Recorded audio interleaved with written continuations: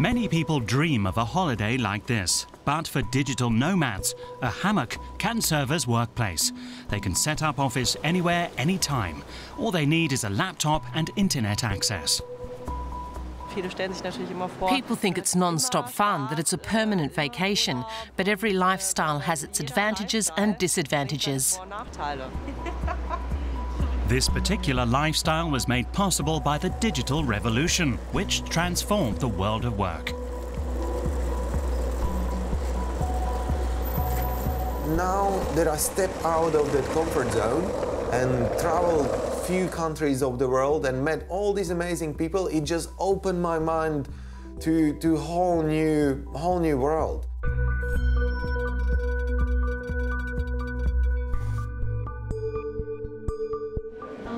Hey, I'm Pete. I'm from Slovakia. Hi, I'm Digital Nomad. I'm working online, I'm traveling, I'm doing what I want, and I'm enjoying my life to the full.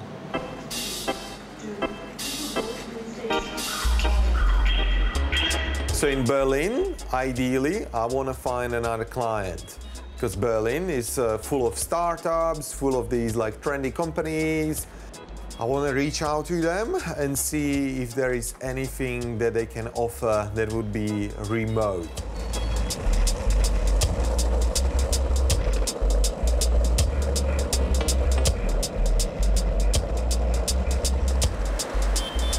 Before coming to digital nomad hotspot Berlin, Pete Holzbar spent a few days working in Prague. Pete has a 20-hour-a-week job, but no contract. The job earns him just enough money to get by and to travel as much as he likes.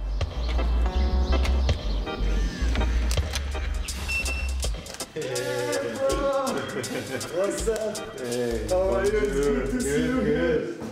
I think I'm gonna have all you need. Yeah, thanks. You're welcome. And where is the Wi-Fi password? And you got just the Wi-Fi password right there, cool. so. Yeah, I think I'm just gonna sit at my computer here and work, yeah. Pete used to have a stable, well-paid job in London, booking luxury hotels for wealthy bankers. After 10 years in that position, he decided to do some travelling himself. The initial plan was to travel 9 months, up to 1 year, and then go back and work. But 2.5 years are gone, and I've still got enough money to keep traveling, and I'm making more money as I travel now. So the things have changed, yeah. The plans always change, and I'm really happy that I didn't put anything in a plan that I have to go somewhere, because this would definitely just limit my possibilities, yeah.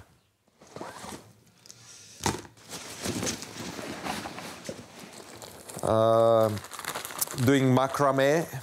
Macrame are those things that I've got on me. And yeah, so bought all these strings, and at the end I was actually selling macrame in Koh Phangan.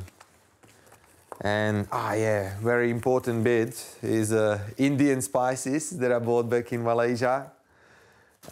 Sort of wherever I travel, I cook Indian curry for friends where I'm staying.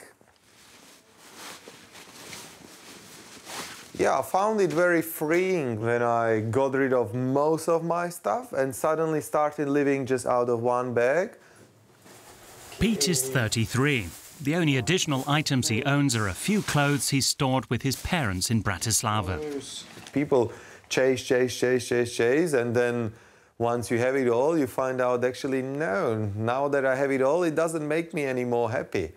And really, when I started traveling, that I saw how little you need to be happy. Right. Two things he does need are his laptop and his smartphone.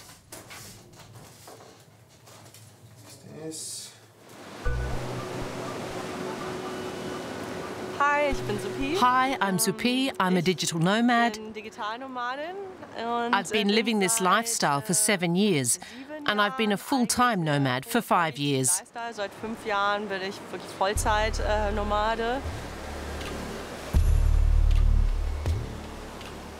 I work in online marketing and online business, and I also have my own projects. I have a vegan food blog, and I've also published cookbooks, so I have a few strings to my bow, and that gives me the freedom to travel the world.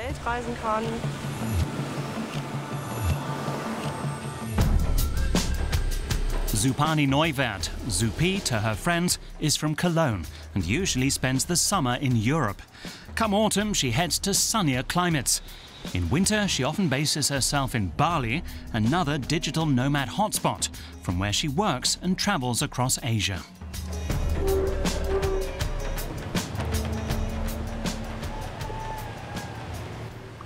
Next to my own blog, I also work for other bloggers and as a content marketing manager.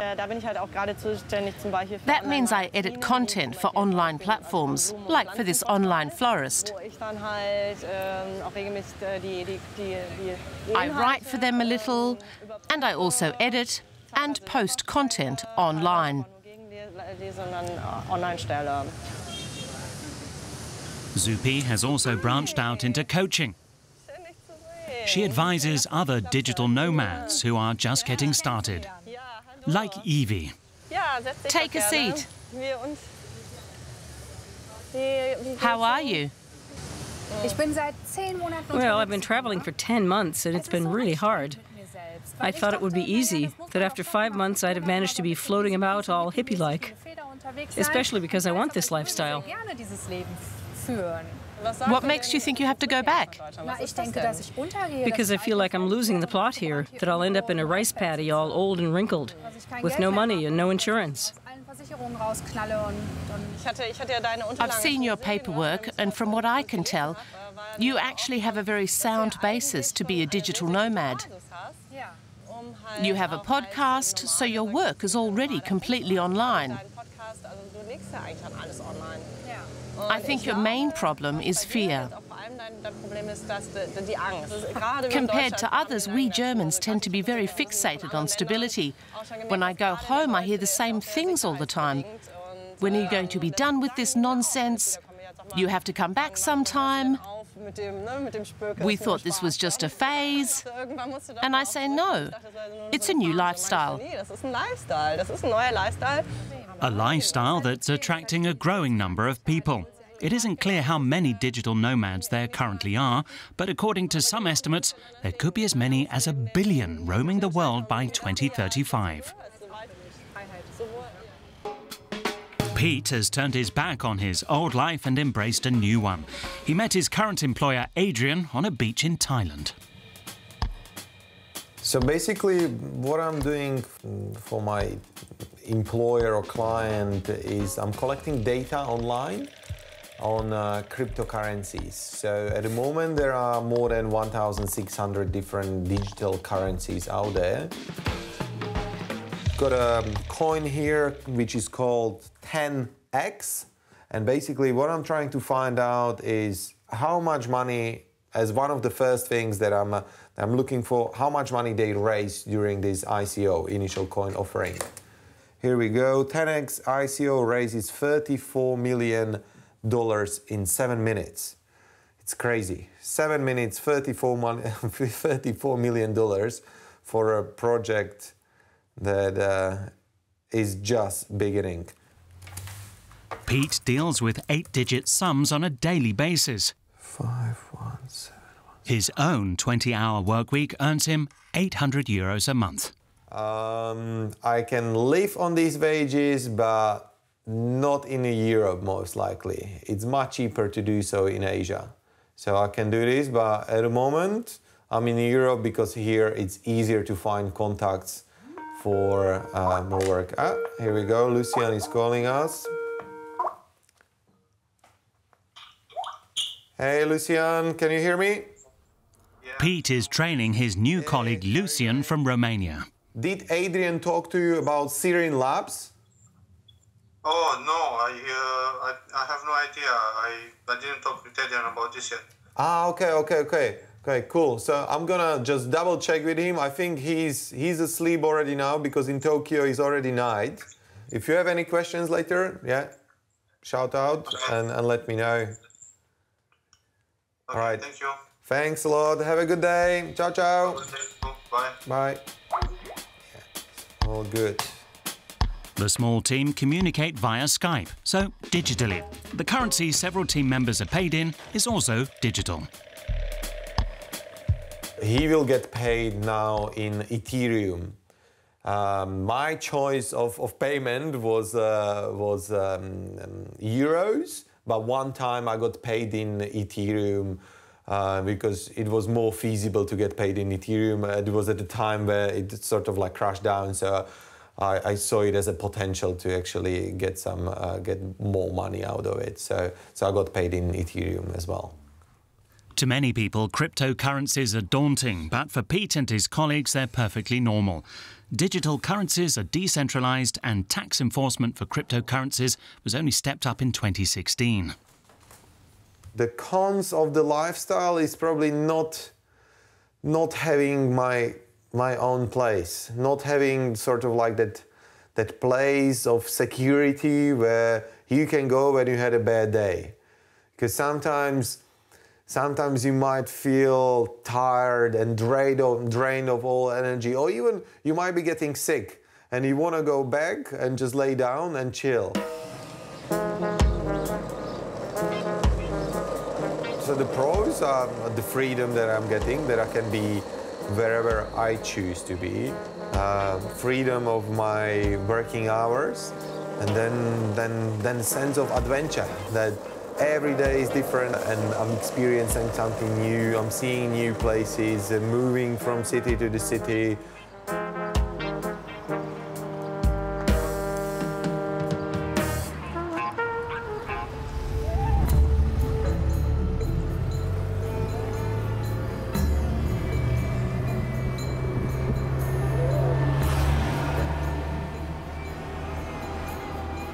Supi is on her way to a co-working space in Ubud. All main towns in Bali have places like these where freelancers and digital nomads can rent desks. She wants to give Evie a few tips on networking. The air-conditioned section downstairs is the quiet zone. Up here, in this open area, you can talk, and you can just grab a seat at one of these tables or outside. Next door, there's also a conference room, so you can use it if you want to give a presentation or something. It has a big table and a whiteboard. Can you sit there, or do you have to register? You can sit there if you like, but if you want to hold a meeting, then you need to register in advance. But in general, you're free to use all the facilities. And there's free mineral water. Shall we go outside? Yeah, sure. Wow. Wow, this is incredible. Just great. Super schön. Digital nomads can make good money if they know what they're doing. Supi started out earning around 3,000 euros a month before tax. These days, she makes up to twice that. For lots of digital nomads, this is a place where they can work on new projects and find teams for existing projects. You can work on a whole different level in spaces like these. It's not like working on some beach all by yourself. And it's perfect for someone like you, because you said you wanted to escape the hamster wheel. And here you can get together with others who have the same problems, so you won't feel so isolated. When I'm on my own, I feel half like I'm on holiday, but I'm not on holiday, and half in some in-between zone where nothing's clear.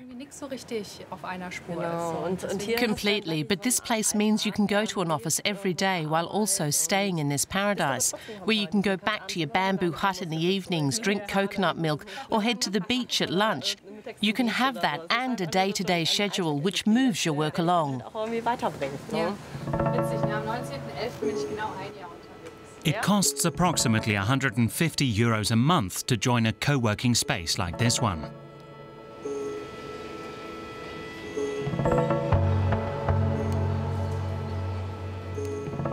For all her love of adventure, Supi also thinks about securing her future.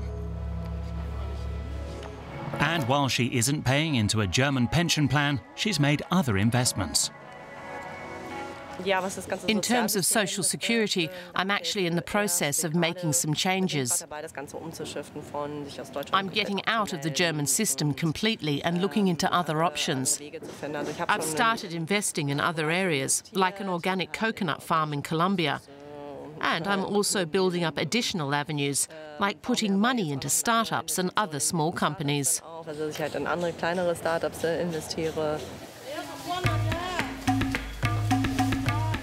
She's also considering buying property in Panama and applying for dual citizenship.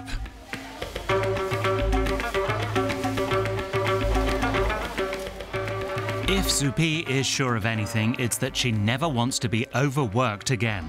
She knows what that's like. When she finished school at 19, she immediately joined a marketing and event agency.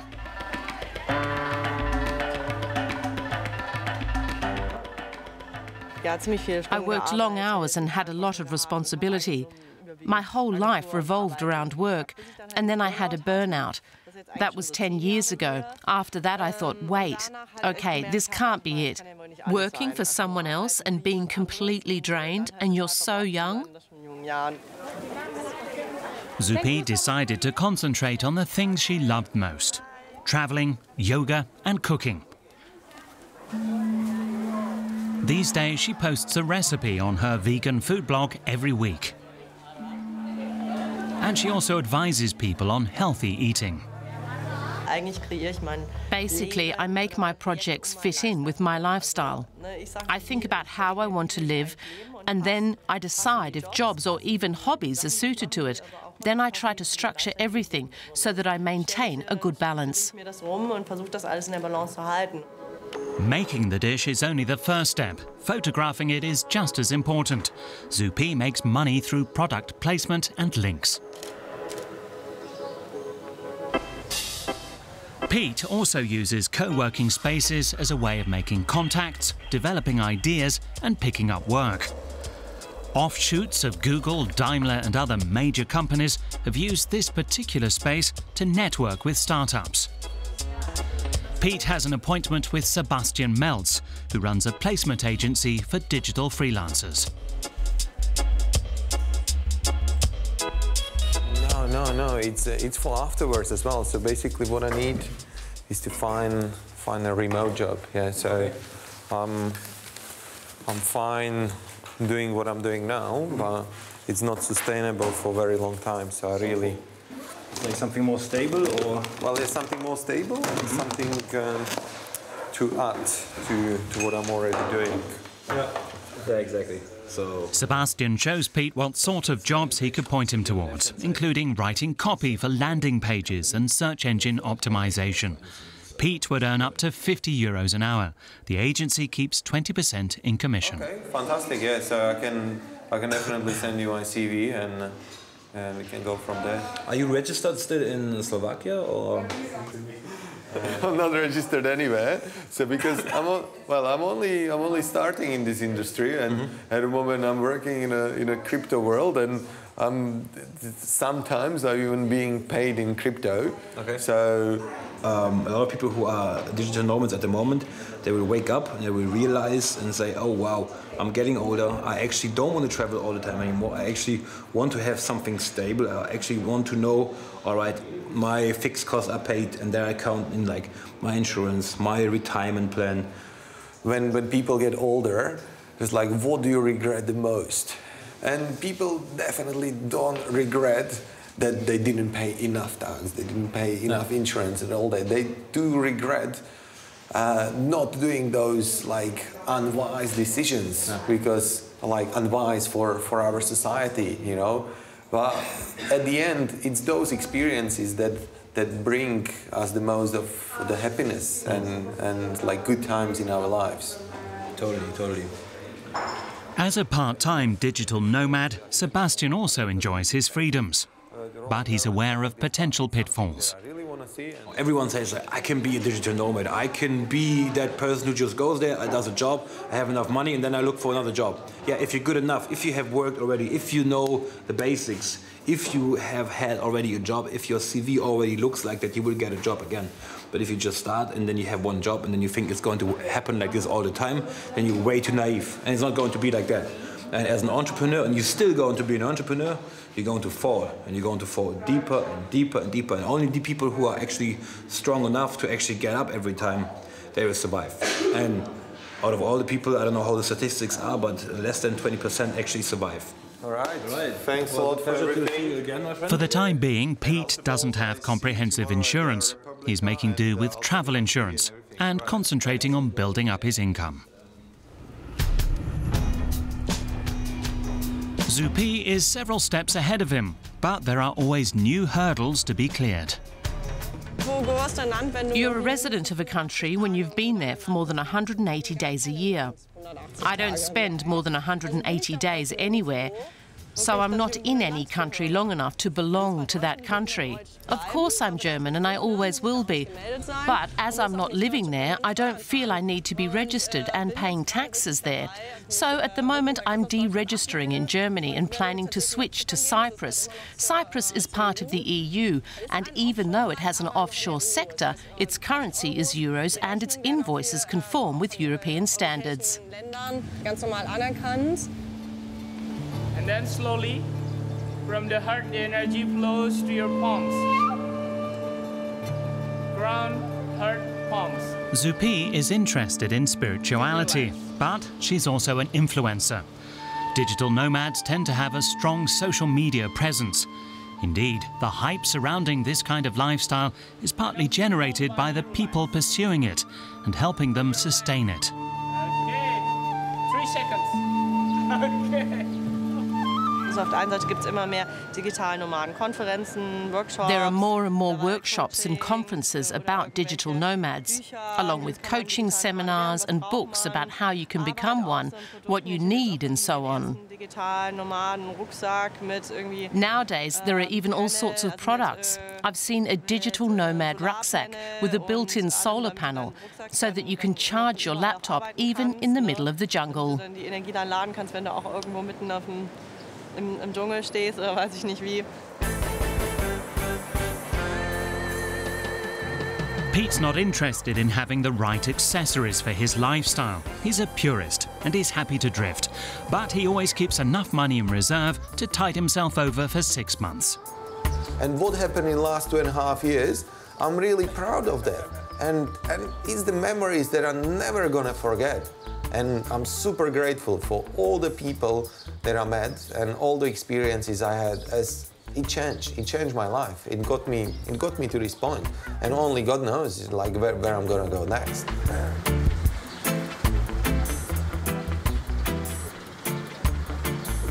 Pete has a few long-term ambitions, in case he ever decides to settle down. Another dream would be having a hostel somewhere. So if I can earn some money with the crypto and have starting money, then I can go to Asia or somewhere where it's really cheap to buy land ideally with local person, because foreigners cannot own the land there, and start my own guest house, co-working center, center where you can learn arts and crafts or something like that. I don't know, something really creative which can sort of like bring people together. Next week he's off to London, where he's organising a boat party on the River Thames. After that, Pete will be heading to Portugal and Asia for the rest of the winter. Supi, meanwhile, is taking things easy on Bali. As the sun sets, she gets down to work. When it's evening in Bali, it's morning in Germany, and her clients need her services. I wouldn't say that I'll never go back to Germany. Never say never, right? Right now, I can't picture it, but who knows how I'll feel when I get older. Judging by other people's experiences, you eventually want to settle down a bit. But I can't say yet whether that will mean staying in one place for me, nor whether that place would be in Germany, or Panama, or Bali, or Portugal. I'm not looking that far ahead just yet.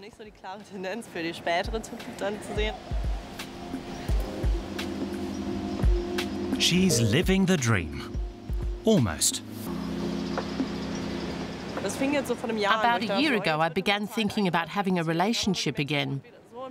But then I noticed that I was so deep in this lifestyle of being 2 months here and 2 months there, where if you do meet someone, you're basically leaving the next day. So I realized I need to get more organized about that. Also, because I'd like to have children and time is starting to run out. I'm 35, so I only have a few years left to find the right man. And it needs to be someone with a compatible lifestyle or who's also ready to settle down. That's my dream. But for now, she's still footloose and fancy-free. Next week, Supi will head to Tonga in the Pacific to dive with whales. After that, she'll move on to Fiji to knuckle down to some hard work.